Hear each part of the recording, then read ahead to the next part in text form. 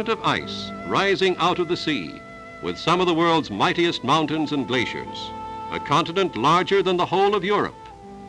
Here is where many Antarctic expeditions have landed in the past, 850 miles from the South Pole, which is the very bottom of our world. To reach the Antarctic, their ships sailed through some of the world's stormiest seas.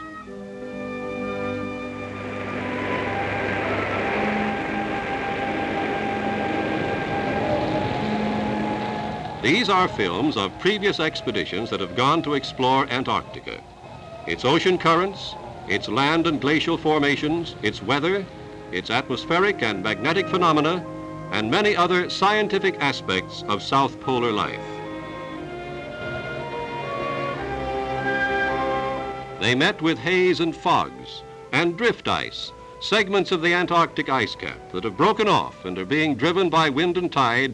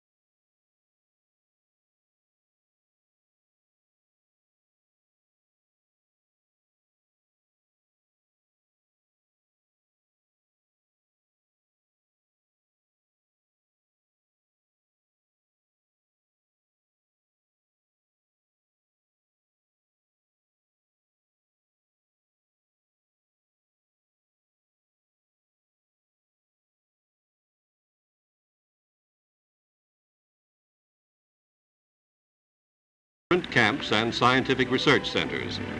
The Antarctic itself has no vegetation, no timber, in fact nothing at all that is useful to human existence.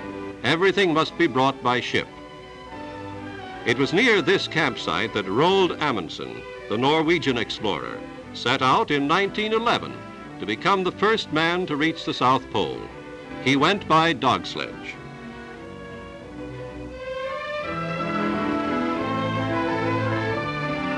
Blocks are sawed out of the ice and piled around the buildings to provide insulation against the cold.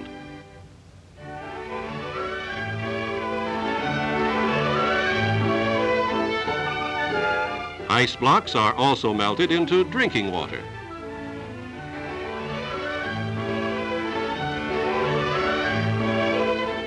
Over 1 million years ago, the Antarctic was a green forested land teeming with animal life.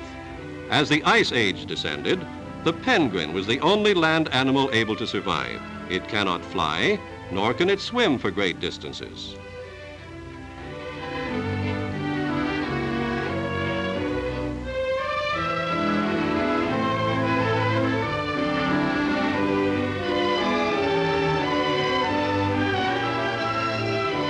Penguins love to travel, like bands of tourists, just looking at the countryside.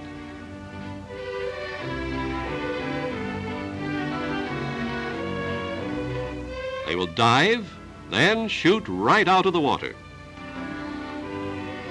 A few seals are captured, tagged with identifying data, and then released. The tags will help later expeditions trace the pattern of seal migrations.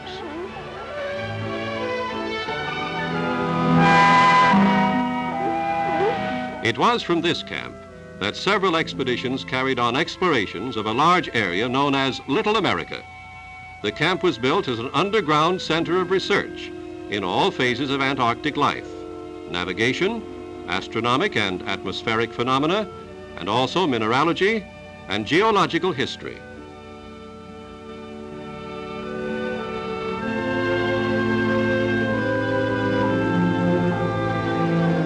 Scientists charted Antarctic landmarks, made soundings probing the depth of the ice cap.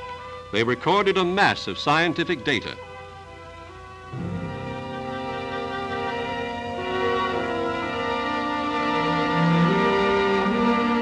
Doctors found that in the dry air of Antarctica, free of dust or insects, humans do not contract infectious disease carried by germs.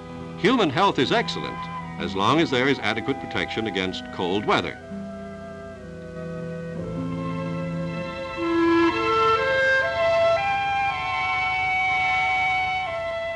Much of the hard work of exploring the Antarctic interior is done by dog sled. The huskies are invaluable in this treacherous icy wilderness, cracked through with deep crevasses that have spelled doom for many an explorer.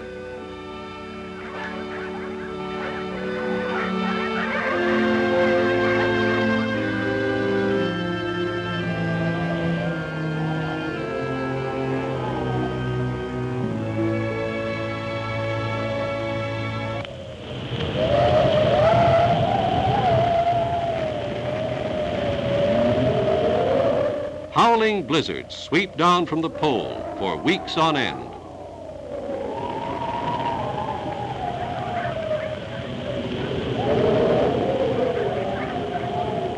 The blinding winds have driven some explorers to madness. They obscure every landmark.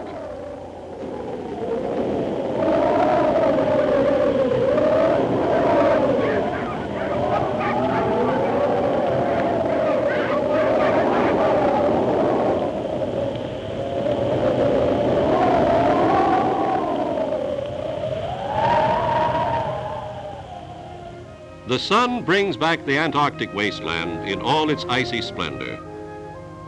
Optical illusions are quite common.